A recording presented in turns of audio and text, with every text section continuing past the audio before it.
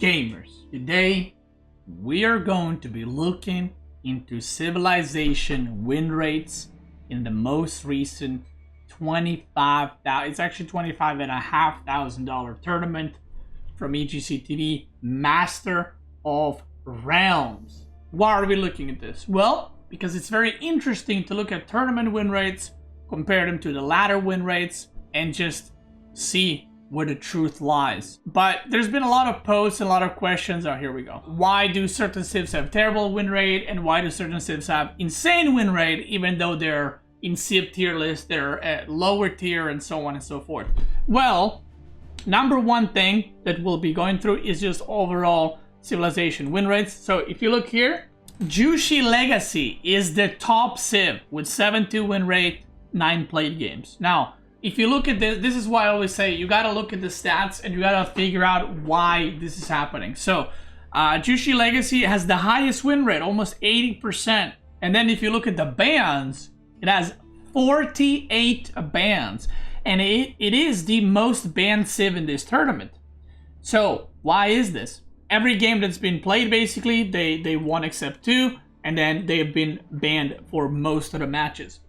So the reason this is because of the tournament map pools. And the most recent tournament that we had, out of 15 maps, there was 7 or 8 water maps. And Jushi Legacy is probably considered the best water civ right now on maps like Archipelago. Any full water map, or even maps like Holy Island, they're considered the best civ by far. So they have very, very high win rate.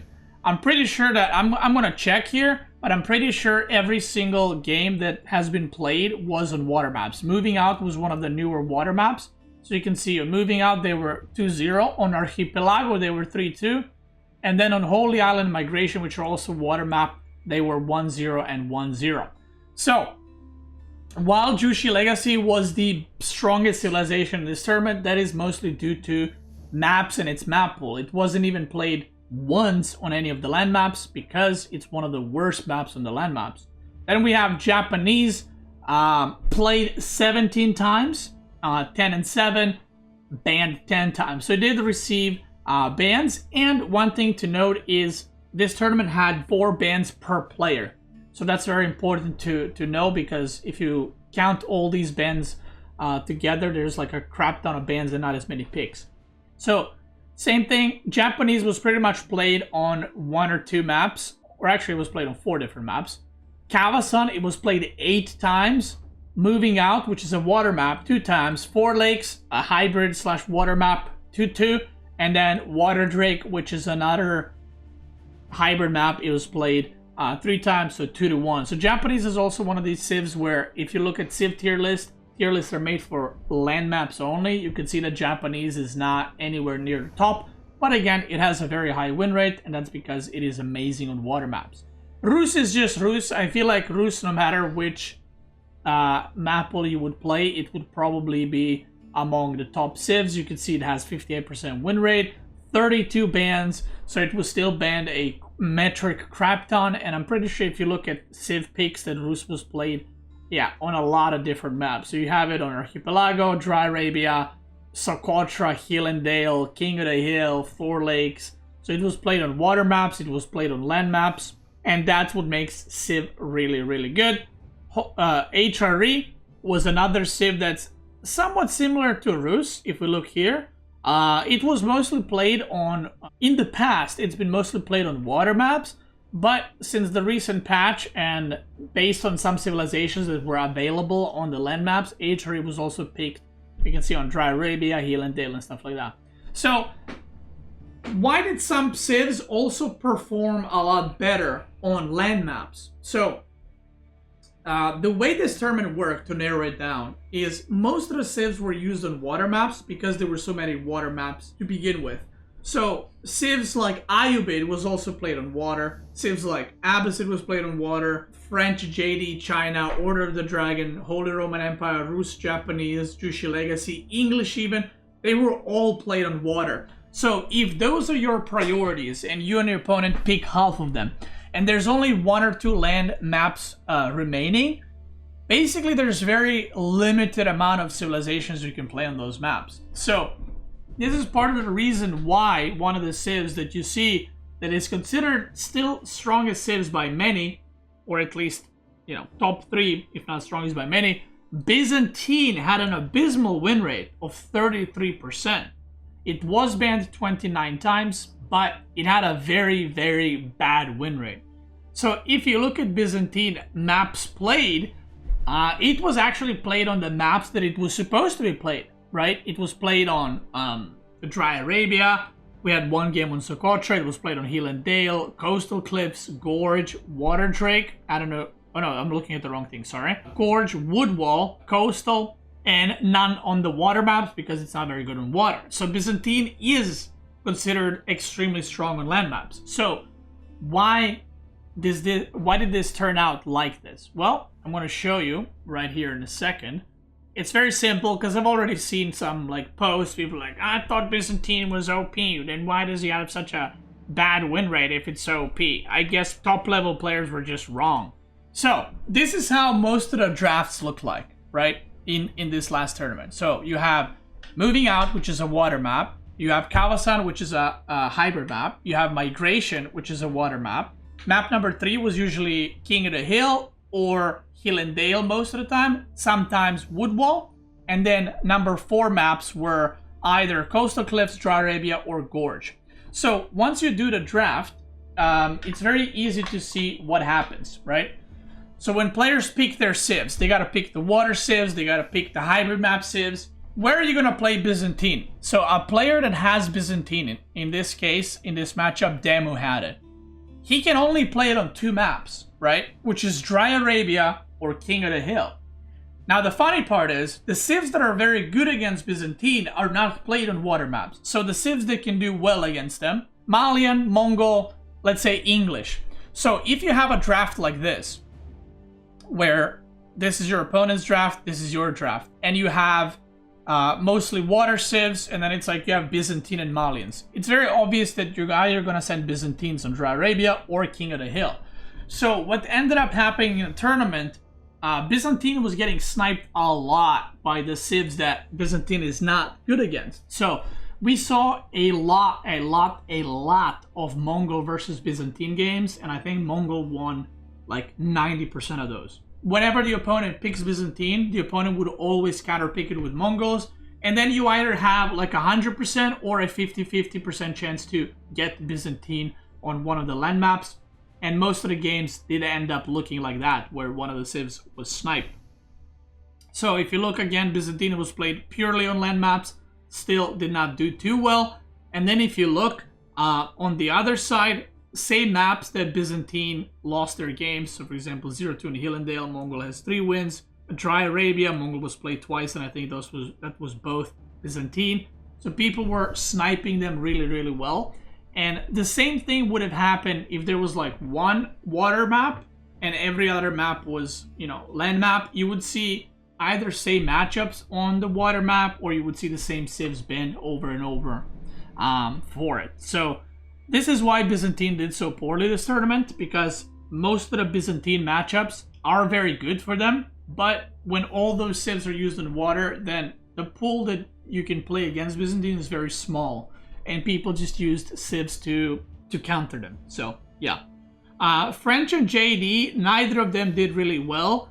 Some people were JD was played on Dry Arabia, Socotra, Coastal Cliffs. Actually, the only win with JD in the tournament was mine. Yeah, that's the only tournament win. And then there was a lot of people playing French on Archipelago, which, as you can see, did not work out too great. I've talked about this before. In this tournament, you didn't actually have to play all 16 civilizations. If you did, you would see more French being played and JD on land maps. But the problem is, we go back to what's played on the land maps, and the civ that was played very often was Byzantine, and Byzantine is very strong against both French and JD. So if that was the case, and then Byzantine just craps on French and JD every time, you would see probably equal or even worse win rates for them. Ottoman, not really playable on water, so when he did play on land, it was mostly playing against like HRE or Byzantine or Ayubid, which are all very strong civs for land maps, or even Rus. Malians, it went 9-9. Mongol went 9-9. China went 7-6. China was actually banned most of the tournament. You can see 41 bans right here, and that's because of the water maps. Order of the Dragon, another one that you look and you're like, wow, 56%? That's crazy. I thought OTD was bad. Let's look where OTD was played.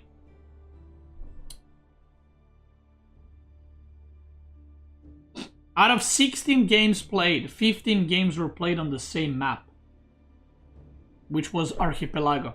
And then one time someone played on a Moving Out, which is another water map, and it did not work out. OTD is actually very good on water maps, but it has to be a big water map because their economy takes a little bit to kick in. Their eco is still pretty meh compared to the other civs. Looking at that, you can... This tournament was like very, very unique. Probably the most unique out of any tournament in terms of maps, because we have never had a map pool that was so water map heavy.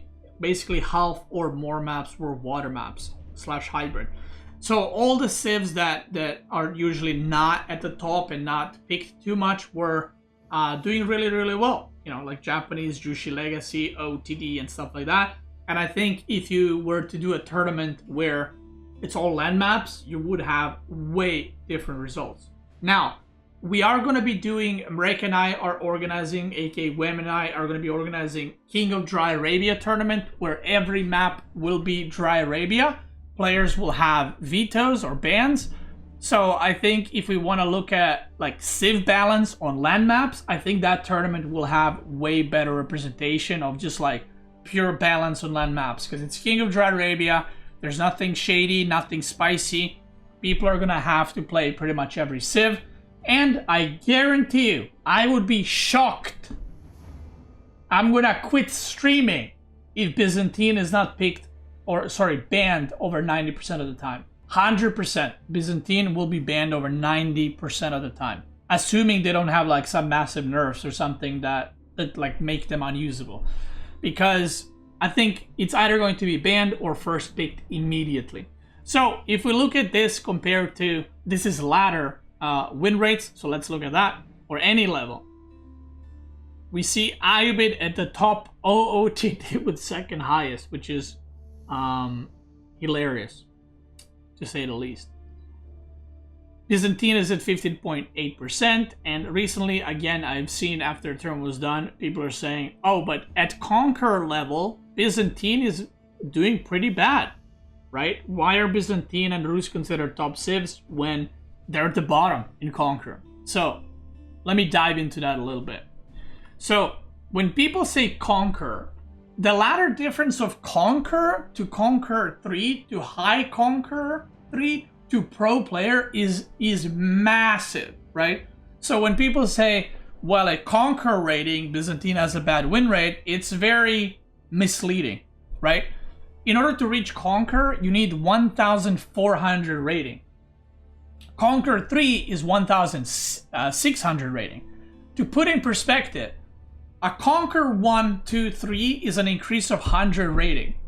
If you were to have more Conqueror ranks, I would be Conqueror 11. Because I'm almost 2,400. So I would be Conqueror 11.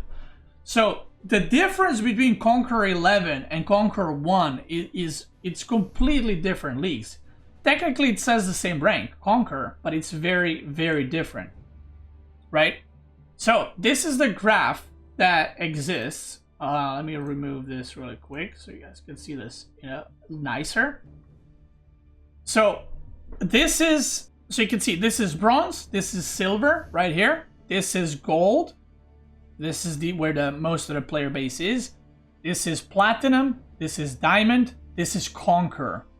You see how big the range of Conqueror is. So right now I am rank 1 on the ladder, and I am, you can see right here, I am ranked 2,342. I don't know if that's what I am right now, but this is top 0.00.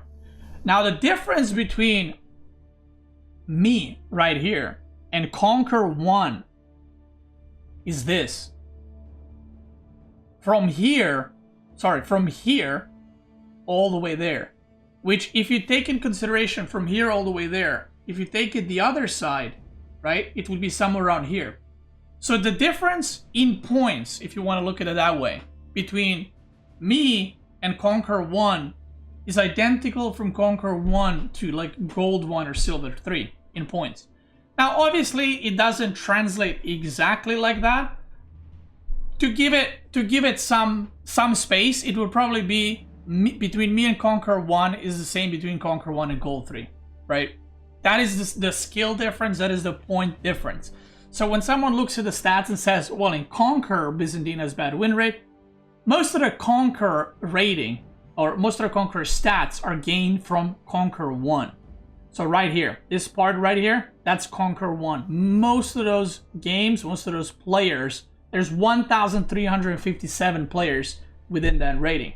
And then all the other rating, so from 1.5K to 2.4K, there's not even 300 players, right? So then when you look at the stats like this, and you say, well, at Conquer, Byzantine has pretty bad win rate, you can see what the problem there is.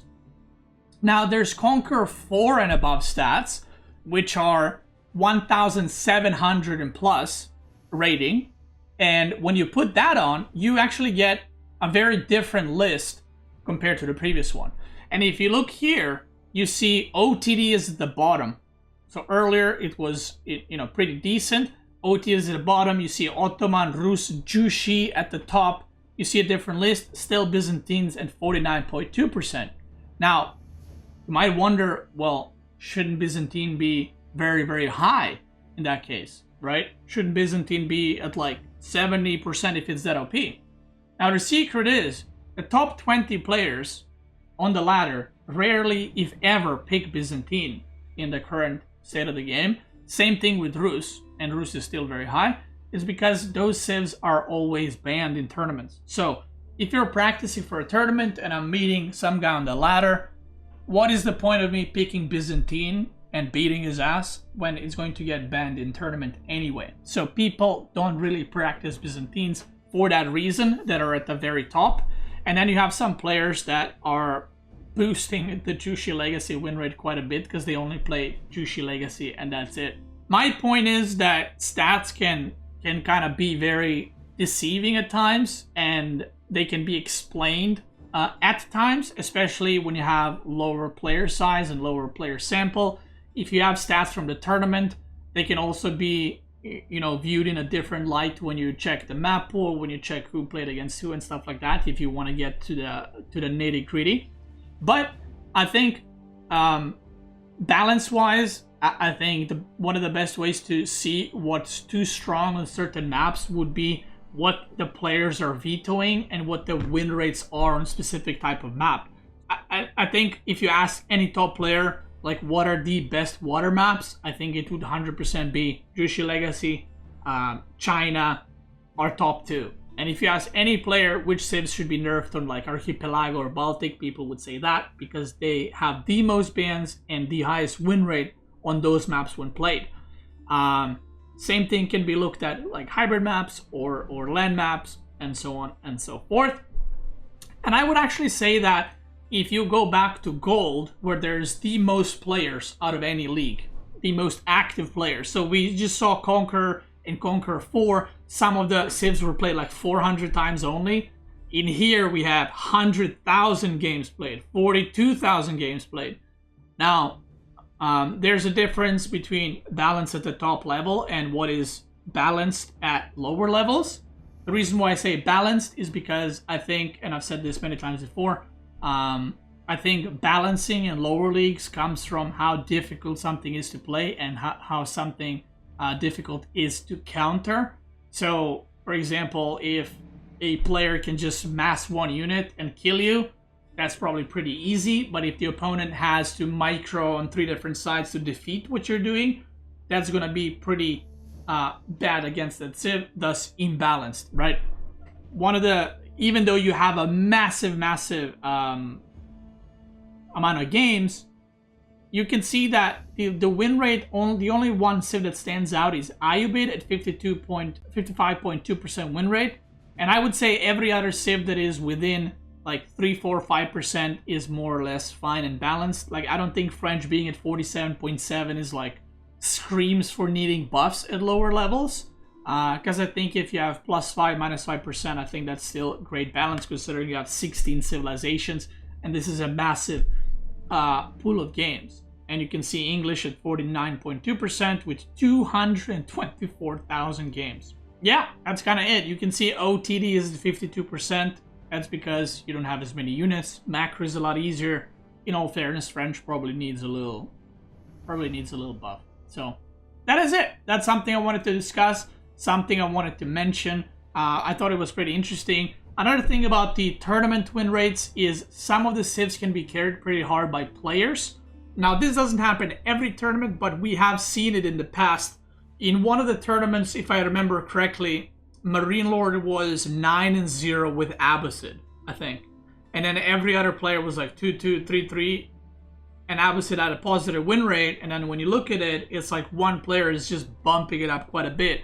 And I think in that tournament was when English had a god-awful win rate. This was before the King buff. And I think I was like 6 or 7-0 with them. And Vortex was also 6-0 with them. So English had a great win rate, but it was literally buffed with them to oblivion. Yeah, it happened with JD once as well with me. So this happens as well in tournaments. You don't have a massive pool of games. I mean, you know, 9 games, 17 games, 17 games, right? So then if you look at the player win rates right here, some players have way higher win rates. Some players play one civ repeatedly over and over. So not to meme on Vortex, but Vortex kind of did bring a lot of losses to Iobid, for example, right? So it's like, if he performed similarly to what other players did, Iobid would have quite a bit better win rate, right? So here, let's see.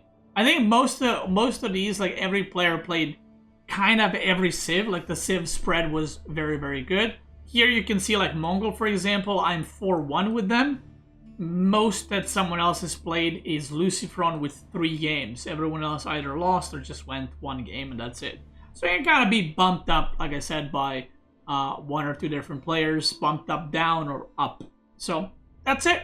Usually you guys enjoy these kinds of videos, so I decided to do one for this tournament as well. Talk about the win rates a little bit, and I think it's going to be quite interesting to see after the next patch where we land, because I'm assuming we're going to have some good balance changes coming. So we'll see how that goes, and then we'll make a new civ tier list. We'll discuss the civs, new guides, and so on and so forth. For watching this on YouTube, thanks so much for watching. I appreciate you. If you're watching this on Twitch, let's keep going.